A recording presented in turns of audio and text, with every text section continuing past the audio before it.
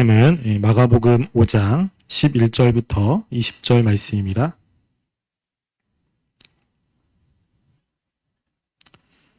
마가복음 5장 11절부터 우리 20절까지 말씀 한 절씩 교독하겠습니다. 마침 거기 돼지의 큰 떼가 산 곁에서 먹고 있는지라.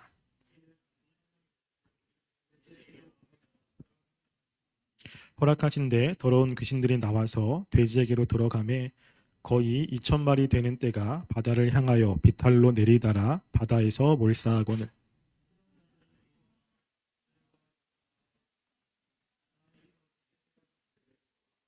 예수께 이르러 그 귀신 들었던 자 곧 군대 귀신 집혔던 자가 옷을 입고 정신이 온전하여 앉아 있는 것을 두려워하더라.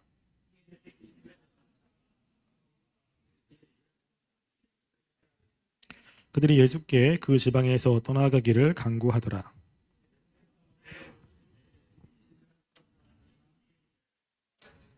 허락하지 아니하시고 그에게 이르시되 집으로 돌아가 주께서 내게 어떻게 큰 일을 행하사 너를 불쌍히 여기신 것을 내 가족에게 알리라 하시니.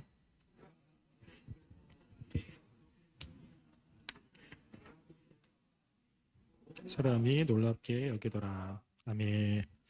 우리가 지난주에 이어서 예수님께서 거라사 지역에서 귀신을 추출한 사건을 함께 살펴보려고 합니다.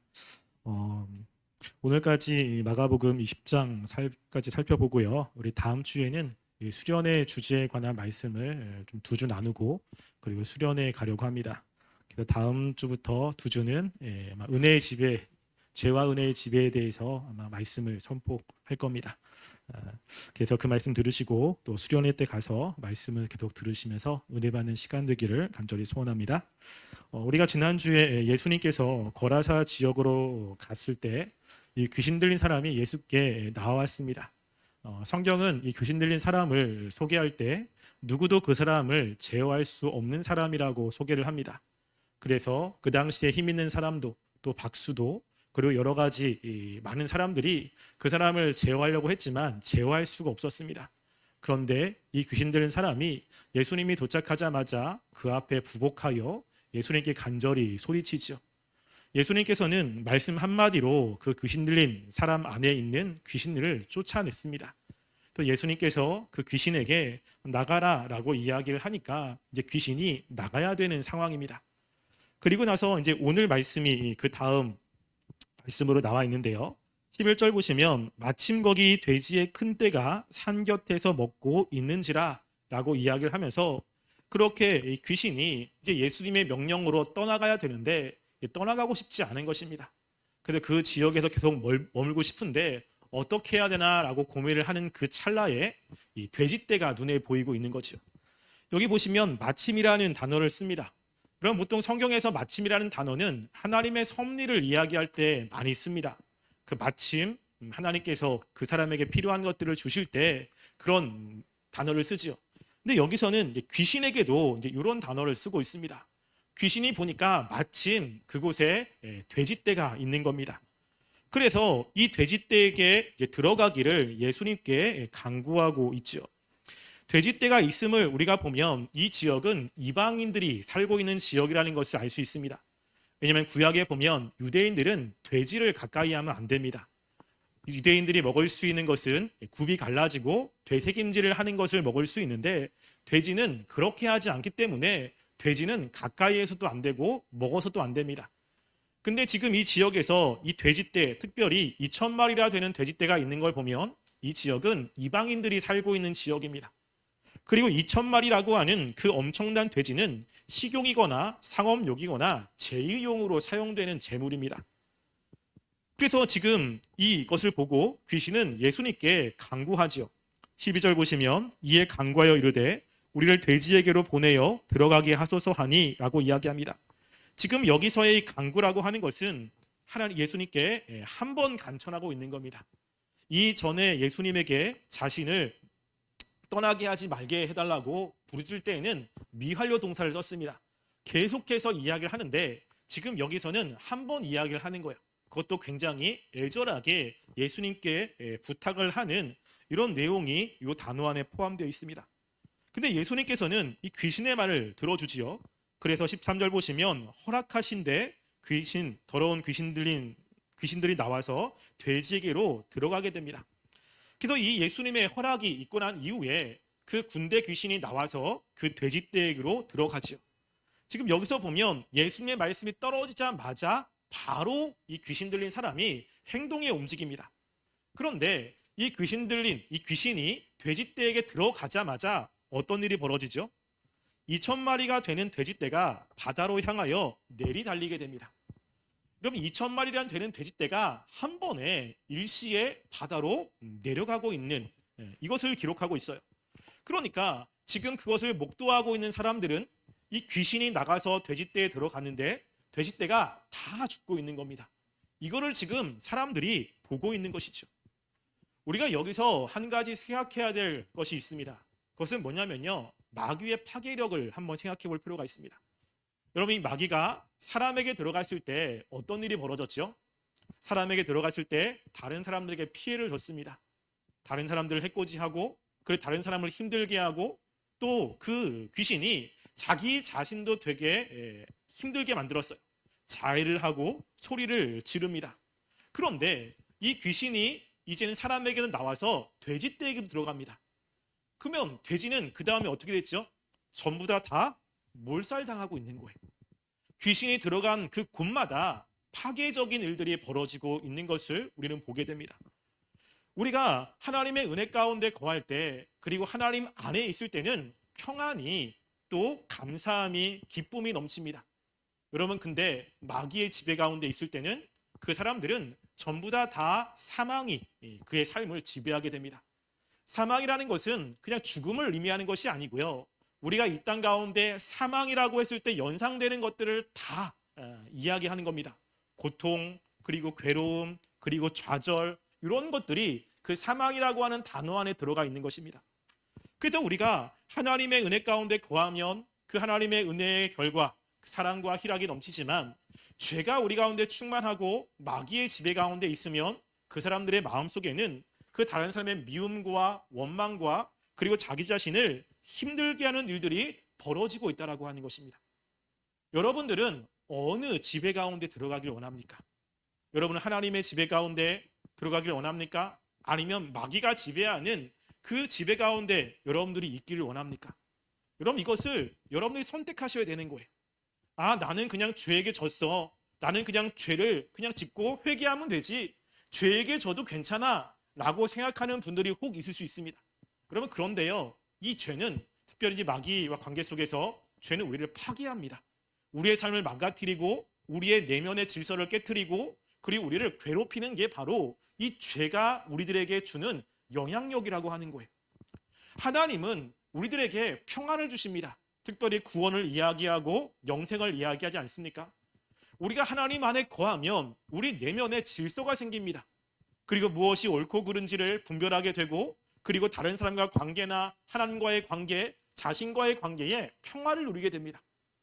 따라서 우리가 평안한 삶, 그리고 행복한 삶을 살고자 한다면 여러분들은 이 마귀의 지배가 아니라 하나님의 지배, 은혜의 지배 가운데 들어가야 되는 것입니다. 그래서 이번에 수련의 주제가 바로 죄와 은혜의 지배라고 하는 주제로 우리가 함께 나누는 거죠. 그런데 이렇게 귀신이 하는 걸 보면, 자, 귀신이 사람에게 들어간 것과 돼지떼에게 들어갔을 때의 그 했던 그 파괴적인 모습이 조금 다릅니다.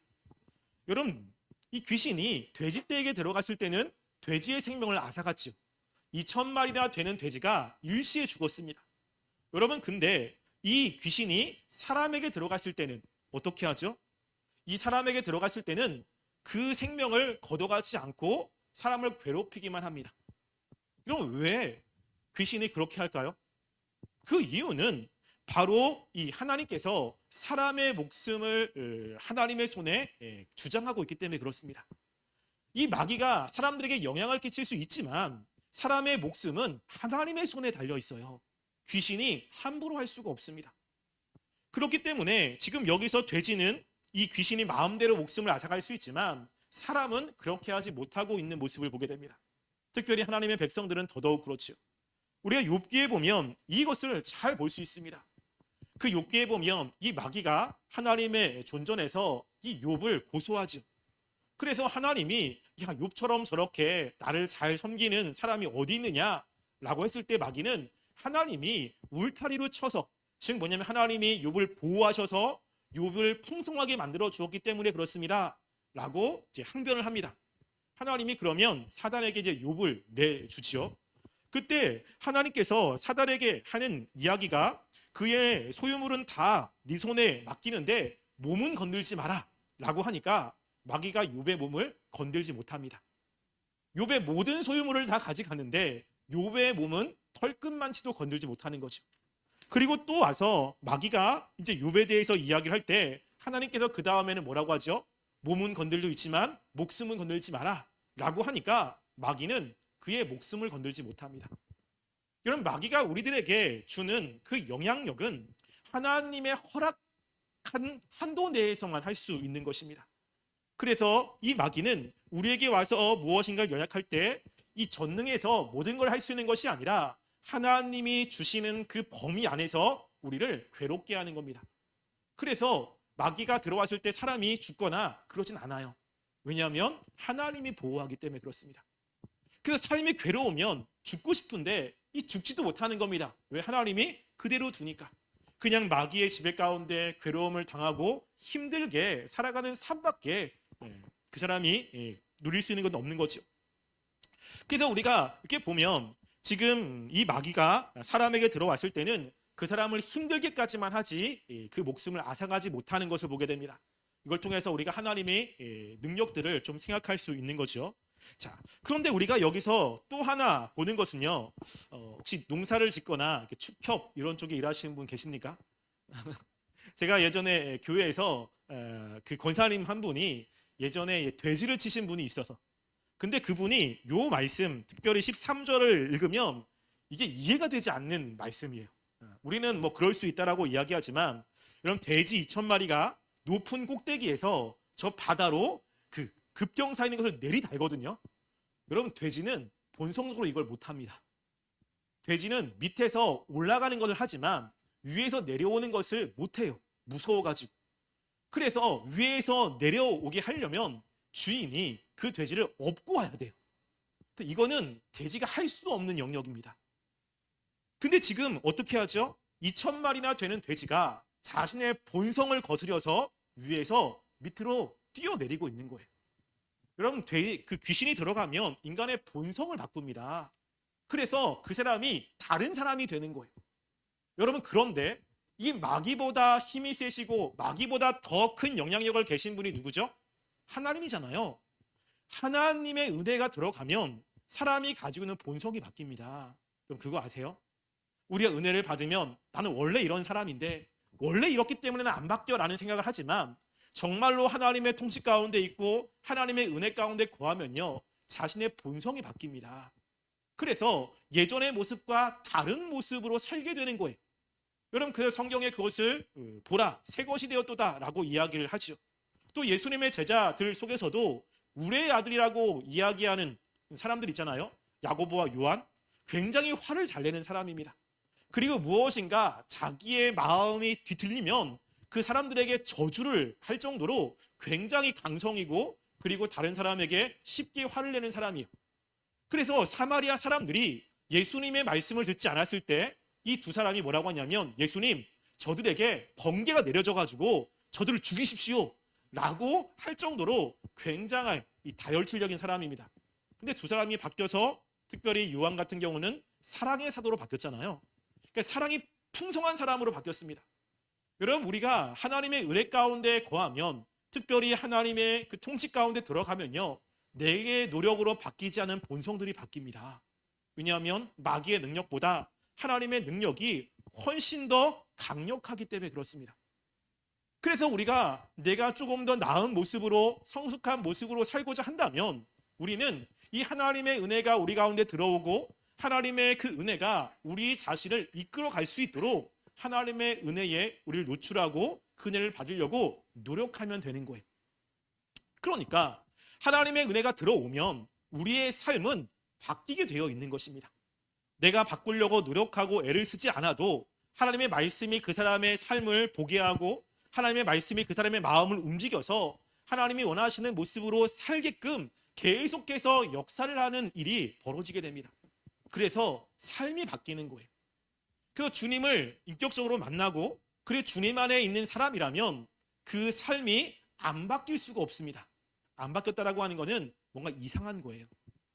그래서 왜 나는 잘 안 바뀌지? 왜 나는 자꾸만 점점 안 좋아지지? 라고 하시는 분들은 내가 의지가 부족하거나 그런 것보다는 하나님의 은혜 가운데 노출되지 않고 하나님의 은혜가 내 마음을 지배하지 않기 때문에 그렇습니다.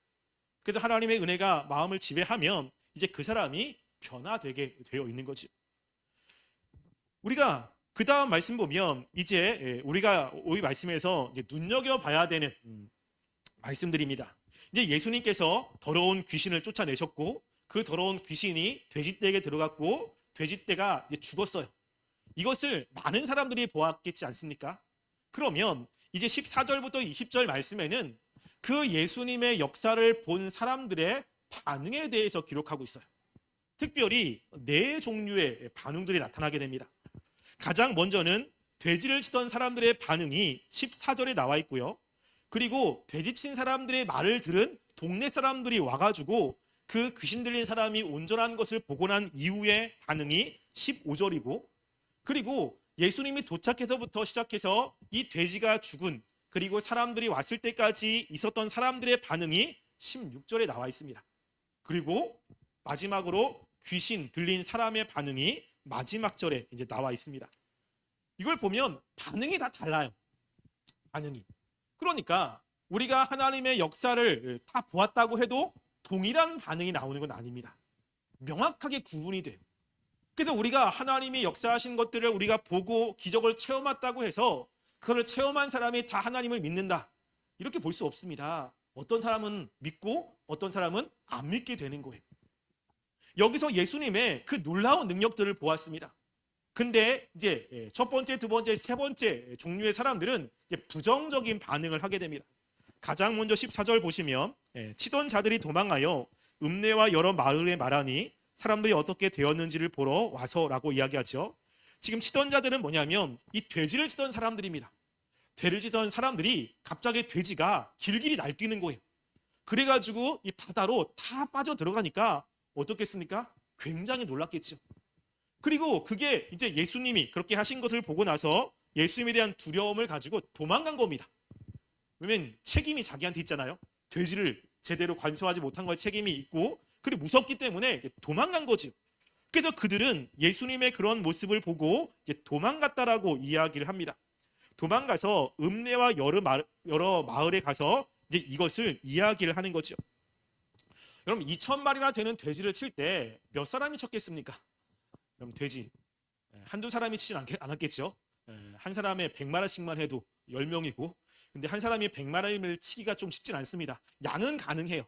근데 돼지는 그렇게 못 칩니다. 그러니까 아마 몇십 명이 돼지를 쳤을 거예요. 그 사람이 놀라가지고 다 자기 고향으로 가는 겁니다. 그러니까 그 사람이 가자마자 지금 자신들이 본 이야기를 다 했겠죠.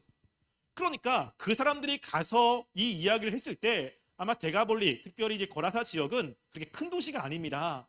그러니까 그 거라사 지역에 있는 거의 모든 사람들이 들었을 거예요. 막 소리치면서. 여러분들이 좀 특별한 경험을 하면 사람들에게 이야기하기를 좋아하잖아요. 막 들어봐라고. 특별히 이제 너무나 기적적인 것을 경험했기 때문에 얼마나 많이 이야기를 했겠습니까? 네. 아는 분들 알겠지만 저희 집사람이 한번 죽었다가 살아난 적이 있잖아요. 그래서 병원에서 죽었다고 해서 이제 살아난 적이 있습니다.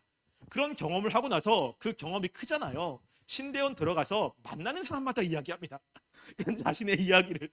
그래서 거의 1학년 때부터 2학년 때까지 정말 엄청나게 된 간증을 많이 했어요. 이들도 아마 그랬을 거예요. 다른 사람을 경험하지 못했던 특별한 경험을 하니까 사람들마다 다 이야기를 했을 것입니다. 그래서 그렇게 그 사람들의 이야기를 들은 사람들이 구경이나 하자. 어떻게 된 거냐? 너무 궁금하니까 찾아오는 거예요. 그들이 와서 딱 보니까 그들이 본 것은 이제 귀신 들린 사람이 눈에 들어온 거죠. 왜냐하면 이 사람은 너무 유명하기 때문에 모를 수가 없는 겁니다. 근데 귀신 들린 사람을 딱 봤더니 그 귀신 들렸던 사람이 자기 옷을 입고 정신이 온전하여 앉아 있는 겁니다. 이거는 요 앞에 귀신 들렸을 때의 모습과 완전히 대조적인 거예요. 귀신 들렸을 때의 모습은 누가복음에 보면 옷을 다 벗었습니다. 옷을 다 벗고 그 다음에 여기저기에서 소리를 치고 그리고 이 가만히 앉아있지 못하고 분주하게 움직이는 모습인 거예요. 귀신이 나가니까 이제는 완전히 다른 모습으로 바뀌고 있습니다. 그는 이 사람이 그걸 본 거예요. 그래서 야, 어떻게 귀신 들린 저 사람이 저렇게 얌전히 앉아있지? 어떻게 저렇게 달라졌지? 라는 것을 보면서 마음속에 두려움이 생기기 시작한 겁니다. 왜냐하면 누구도 그 귀신 들린 사람을 제어할 수가 없는 거예요. 근데 갑자기 바뀐 거죠. 근데 그분이 그것이 예수님이 하셨다는 것을 알게 된 다음에 그들 마음속에서 들은 게 뭐냐면 두려워하는 마음입니다. 여러분, 보통 예수님을 두려워하는 마음이 있으면 예수님을 믿을 법도 하지 않습니까? 예수님의 그 능력을 보고 경외감을 느꼈습니다. 야, 정말로 그런 능력이 있네? 야, 어떻게 이렇게 할 수 있지? 엄청난 능력이구나 라는 것을 경험하게 되면 그 사람을 따르고 싶고 함께하고 싶고 무엇인가 영향을 받고 싶은 마음이 드는 것이 당연하잖아요. 여러분, 근데 이들은 거기까지인 거예요. 예수님을 따르지 않습니다. 그 다음 보시면 이제 처음부터 끝까지 그것을 본 사람들이 이제 어떻게 반응하고 있는지를 이제 이야기를 합니다. 그게 16절이거든요. 자, 16절 보시면 이렇게 이야기합니다. 이에 귀신 들렸던 자가 당한 것과 돼지를 본 자들이 그들에게 알림해라고 이야기하죠. 보면 처음부터 끝까지 모든 것을 다 본 사람이에요. 그 본 사람이 이제 막 온 사람들에게 그동안 있었던 일을 자세히 알리고 있는 것입니다. 여러분, 여기서 알리메라고 하는 것이 그 헬라어로 중간태 직설법으로 쓰였어요. 우리나라는 중간태가 없습니다. 능동태나 수동태가 있잖아요. 근데 헬라어는 중간태라는 것이 있어요. 이게 굉장히 좀 독특한 태입니다. 그게 뭐냐면 수동태는 내가 당하는 거잖아요. 능동태는 내가 무엇인가 하는 거예요. 그럼 이 중간태는 뭐냐면요, 내가 나를 위해서 뭘 하는 거예요. 이게 다른 사람이 나를 위해서 하는 게 아니라 내가 나를 위해서 하는 것을 중간태로 씁니다. 그래서 내가 무엇인가를 하는데 내 어떤 유익이나 아니면 나의 편의를 위해서 이렇게 행하는 것을 중간태로 써요. 지금 여기에 알림이라는 것이 중간태입니다. 그래서 중간태라고 하는 것을 감안해서 번역하면 그들이 자신들을 위하여 자세히 이야기했다라는 겁니다. 그동안 예수님이 오셔가지고 귀신 들린 사람과 만나서의 이야기, 귀신 들린 사람이 도망간 이야기, 돼지떼가 죽은 이야기, 그것을 하는데 자신들을 위해서 이야기하는 거예요. 왜냐하면 이들이 사람들이 묻지도 않았는데 이렇게 이야기한다는 것은 돼지가 몰살하는 것에 대해서 자기들도 책임감을 느끼고 있는 거예요. 무엇인가 사람들이 와가지고 야, 돼지 2,000마리가 죽었는데 너희들은 뭐 했냐? 야, 그거 죽었는데 예수님이 그렇게 할 동안 너는 왜 막지 않았느냐? 뭐 이러한 책망을 들을 수도 있잖아요. 그럼 2,000마리면 가격이 얼마입니까? 여러분, 돼지 조그만 거 한 마리에 30만 원 정도 하거든요. 그럼 2,000마리면 얼마죠? 계산이 잘 안 돼가지고 한 3억 정도 합니까? 그러니까는 엄청난 재산적인 손해인 거죠. 그러니까 이런 책망을 듣지 않기 위해서 이것을 이야기를 하는 거예요. 근데 그 이야기가 긍정적이겠습니까? 부정적이겠습니까? 대부분 부정적인 이야기를 했겠죠. 예수님의 능력도 이야기했지만 자신들의 관점에서 봤을 때 책임을 지지 않으려고 그것을 이야기를 했을 것입니다. 그래서 그 곳에서 예수님이 하셨던 것을 본 사람과 그리고 그렇게 돼지턴 사람들이 전해서 들어가지고 온 사람들이 그 모든 이야기를 듣고 난 다음에 이제 어떠한 행동을 하는지에 대해서 17절이 이야기를 하고 있는 거예요. 17절 보시면 그들이 예수께 그 지방에서 떠나기를 간구하더라 라고 이야기합니다. 뭐라고 이야기하죠? 예수님에게 떠나라고 이야기를 하는 거예요. 그래서 그 지역에서 떠나기를 위해서 간청하기 시작한 겁니다. 그 얘기를 듣자마자 이제 예수님이 가시라고, 좀 갔으면 좋겠다고 계속 간청하면서 예수님을 내보내고 있는 것입니다. 여러분, 지금 그들이 어떻게 할 수 없는 귀신 들린 사람이 온전하게 됐습니다. 그러니까 그 사람 때문에 삶이 되게 힘들었어요. 예수님이 그 귀신 들린 사람을 왜 귀신을 쫓아냈고 이제 그 사람이 온전하게 됐습니다. 그러면 자신의 삶이 좀 평안해지고 예수님이 계시면 귀신이 다시 그 지역에 와가지고 사람들을 괴롭히지 않을 수도 있잖아요. 그렇잖아요. 그러면 예수님이 여기 계시기를 간구해야 되죠. 예수님, 귀신이 또 와가지고 우리를 괴롭히면 어떡합니까? 귀신이 또 사람에게 들어가서 사람을 또 저렇게 힘들게 만들면 어떻게 합니까? 예수님 오셔가지고 좀 우리를 지켜주세요. 이렇게 이야기하는 것이 맞잖아요. 근데 사람들이 그렇게 하고 있지 않다는 거예요. 이유가 무엇일까요? 돼지떼가 죽었어요. 예수님이 오셔가지고 자신들이 경제적인 피해를 본 겁니다. 예수님이 돈이 많다면 좀 이렇게 보상을 해달라고 할 수도 있는데 예수님은 그런 의지가 없으신 것 같아요. 또 예수님이 계시면 만약에 또 귀신 들린 사람이 있으면 어떤 일이 벌어지죠? 또 자신은 경제적인 손해를 볼 수밖에 없는 거예요. 그러니까 귀신 들린 사람의 귀신을 쫓아낸 능력을 인정하지만 예수님 때문에 자신들이 손해볼까봐, 자신들이 피해볼까봐, 자신들이 힘들까봐 예수님에게 가라고 이야기를 하고 있는 것입니다. 그럼 지금 이들은 지금 이 귀신이 있을 때 자신들의 그 힘듦 이런 것들을 쫓아보내는, 그리고 귀신으로부터 피해를 받지 않는 것을 생각하는 게 아니라 예수님이 계시면 내가 피해를 본다, 예수님을 따르면 내가 손해를 본다, 이게 굉장히 강한 겁니다. 여러분, 이게 귀신이 의도하는 거예요. 여러분, 이 귀신은 그 지역을 떠나고 싶지 않잖아요. 근데 그 지역을 안 떠나려면 누가 가야 됩니까? 누가 가야 되죠? 예수님이 가야 되는 거예요. 귀신은 예수님 앞에 꼼짝도 못합니다.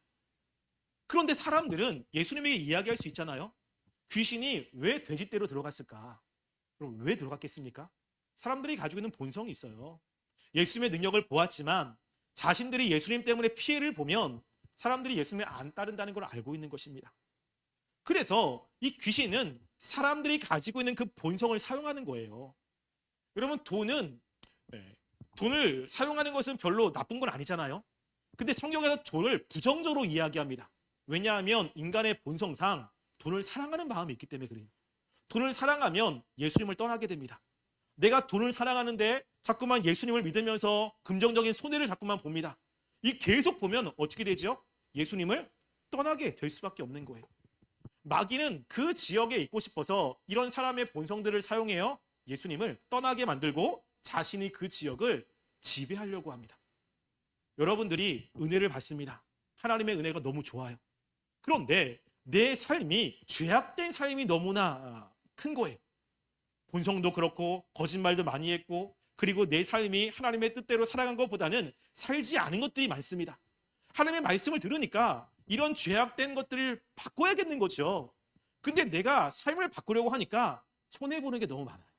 사람들과의 관계, 또 직장에서의 문제, 그리고 내가 하고 있는 것들 손해보는 게 너무 많습니다. 여러분, 그러면 말씀대로 순종합니까? 아니면 순종하지 않습니까? 순종합니까? 훌륭하십니다. 대부분 말씀대로 순종하지 않아요. 예수님이 주시는 은혜는 좋지만 예수님 때문에 내가 무엇인가 손해본다 그러면 손해보지 않기 위해서 예수님을 외면합니다.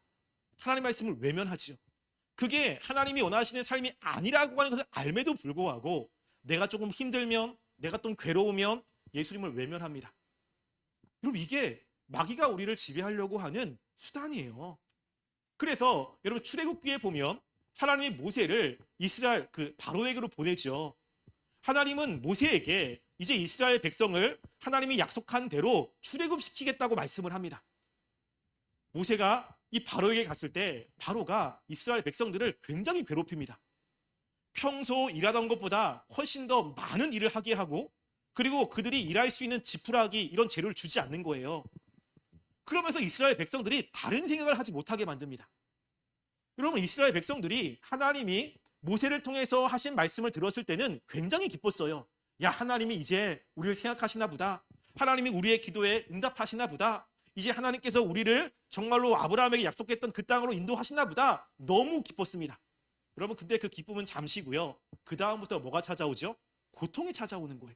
삶이 힘들어지고 로마 사람들에게 미움을 당하기 시작하고, 일할 것은 너무나 많고, 그래도 일할 것이 너무 많아가지고 일하는데도 사람들이 인정해 주지 않고 삶이 피곤해지기 시작하는 겁니다. 여러분 그럼에도 불구하고 하나님의 약속을 붙잡고 하나님께 기도하면서 그 모세에게 찾아가서 어떻게 하는지 물어야 되잖아요. 근데 이스라엘 백성이 어떻게 하죠? 모세의 말을 듣지 않습니다. 되려 그 모세에게 뭐라고 하냐면 하나님이 너를 좀 징계했으면 좋겠다. 너에게 관여해서 너를 힘들게 만들었으면 좋겠다. 이렇게 저주를 퍼부어요. 그럼 이게 인간이 가지고 있는 본성 중에 하나잖아. 이들이 그런 겁니다.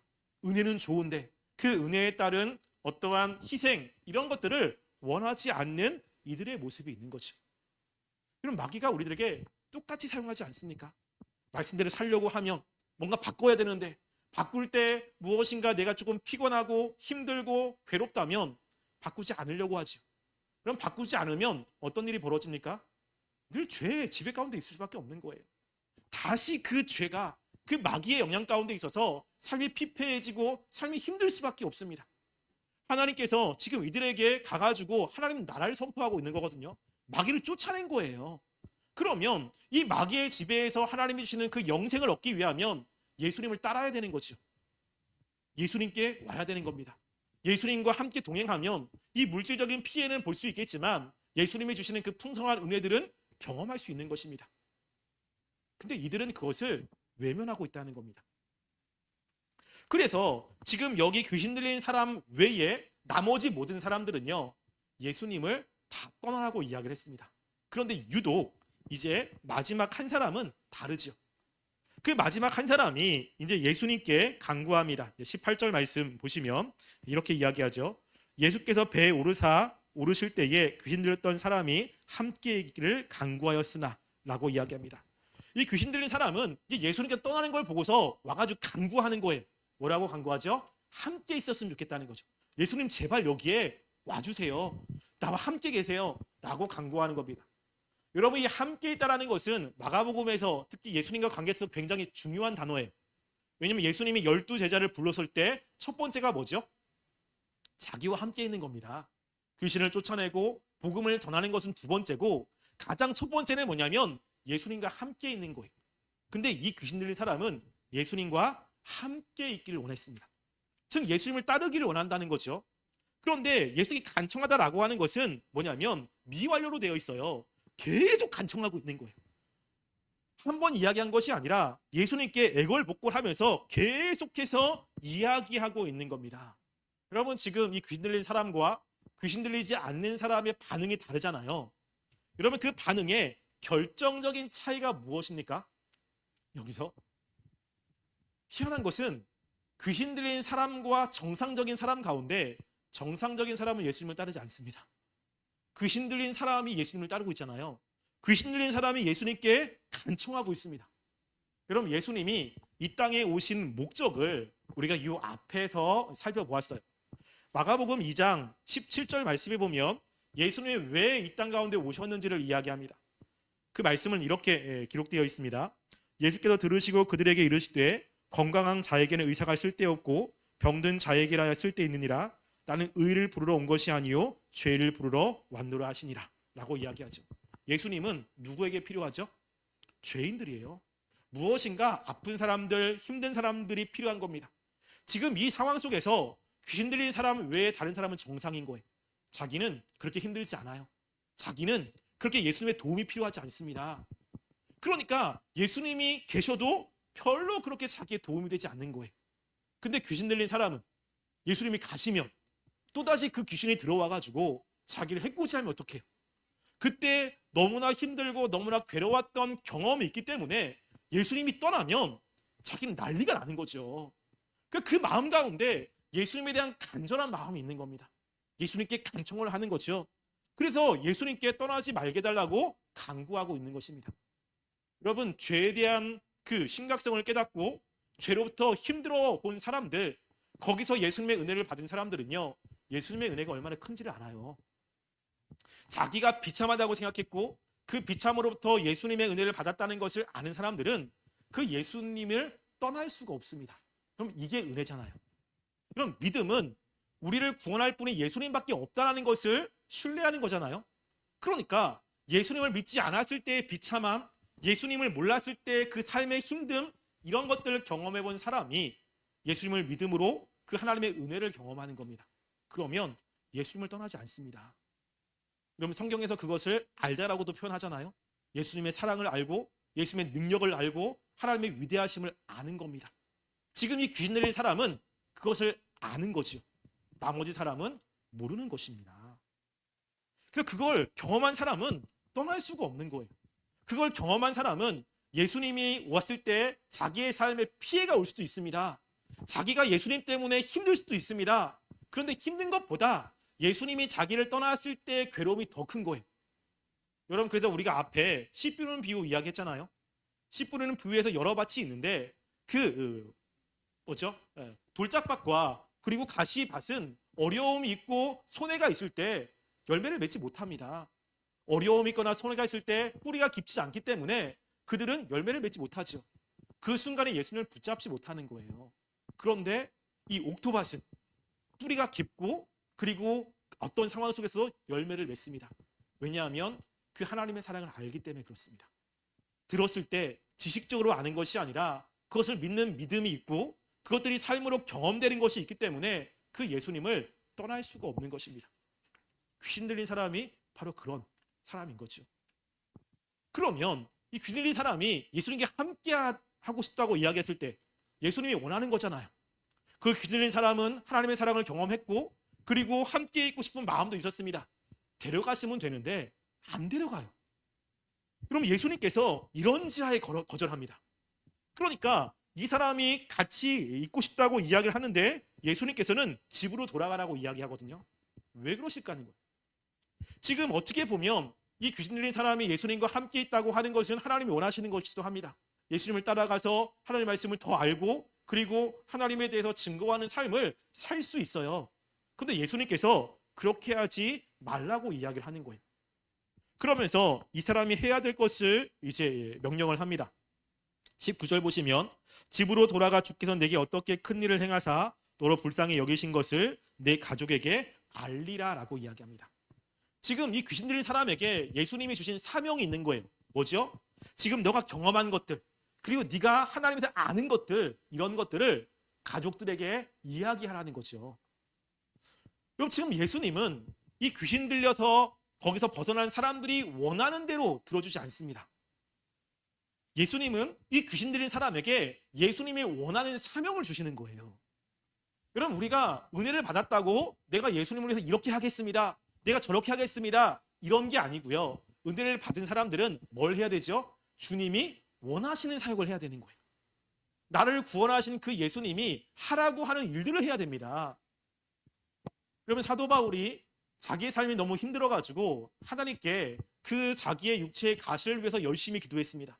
자기는 하나님의 사람이고 그리고 육체의 가시가 없으면 더 하나님의 일을 잘 감당할 수 있을 거라고 생각을 해서 열심히 강방했습니다. 어떻게 보면 복음을 전할 때 몸이 아프고 그리고 여러 가지 단점을 가지고 있는 것보다는 좀 장점이 있고 건강한 사람이 복음을 더 잘 전할 수 있지 않습니까? 그러니까 여러 면에서 사도 바울이 강구한 그 기도의 내용은 복음을 전하는 데 효과적이라고 볼 수 있어요. 그런데 우리 고린도서 12장 8절과 9절 말씀에 보면 사도 바울이 뭐라고 이야기하냐면 내가 가시를 위해 3번이나 기도했는데 주님이 들어주지 않습니다. 네 은혜가 네가 족하다. 그리고 네가 약한데 머무는 게 좋다라고 이야기하는 거예요. 사도 바울은 자신이 하나님의 은혜를 받았고 주님을 위해서 이렇게 했으면 하나님이 더 영광 받으실 거라고 생각했지만 주님은 그게 아니라는 것입니다. 주님이 원하시는 방향이 있는 거예요. 우리가 은혜를 받았을 때 하나님이 나에게 원하시는 방향으로 사역을 해야 됩니다. 그쪽으로 일을 해야 되는 거예요. 주님이 이겁니다. 이것이 좋은 것 같습니다. 이게 아니라 주님이 뭘 원하십니까? 하나님이 나에게 원하시는 것이 과연 무엇입니까? 물으셔야 돼요. 그러면 주님께서 우리에게 원하시는 것들을 알려주신다는 것입니다. 주님이 이 귀신 들린 사람을 남겨준 것은 귀신 들린 사람을 데리고 와서 함께하는 것도 좋지만 지금 이곳은 이방인 땅이에요. 제자들이 이 땅에 들어가지 않습니다. 예수님이 들어가서 이 사람에게 복음을 전했고 이 사람이 예수님의 사랑을 알았던 거예요. 그러면 이 사람을 통해서 이제 그 복음이 그 지역에 확장되기를 원하는 것입니다. 자신이 경험했던 그 경험들 그리고 경험에 느꼈던 것들 하나님의 사랑 이런 것을 누구한테 알리라고 이야기하냐면 가족들에게 알리는 거예요. 가장 친한 사람들, 그리고 가장 가까이 있는 사람들, 그들에게 알려서 자신이 경험했던 것들을 이야기를 하고 그들도 예수님을 믿게끔 하는 것이 이 사람이 해야 되는 사명이라고 하는 것입니다. 여러분, 지금 예수님께서 이 고라사 지역에서 귀신 들린 사람을 고쳤을 때 여러분 똑같은 경험을 다 합니다. 똑같은 것을 보아요. 근데 어떤 사람은 그 경험을 통해서 하나님의 사랑을 깨닫고 하나님의 능력을 알지만 나머지 사람들은 그렇지 않습니다. 반응이 달라집니다. 우리도 마찬가지예요. 똑같은 말씀을 듣고 똑같은 것을 복용하지만 어떤 사람은 그 말씀을 듣고 사건을 통해서 하나님께 더 가까이 나가는 사람이 있습니다. 야, 역시 하나님밖에 없군요. 하나님의 말씀이 정말 진리입니다 라는 사람이 있고요.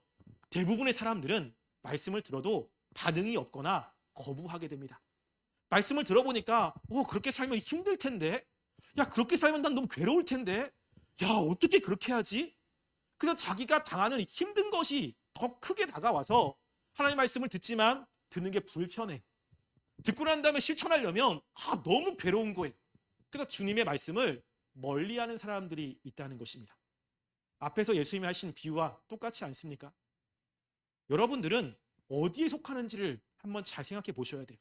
나는 말씀을 듣고 난 다음에 또 하나님이 역사하시는 것들을 보고 난 다음에 나는 귀신 들렸다가 이 고침을 받은 사람의 반응인가 아니면 나머지의 반응인가 한번 잘 생각해 보시기 바랍니다.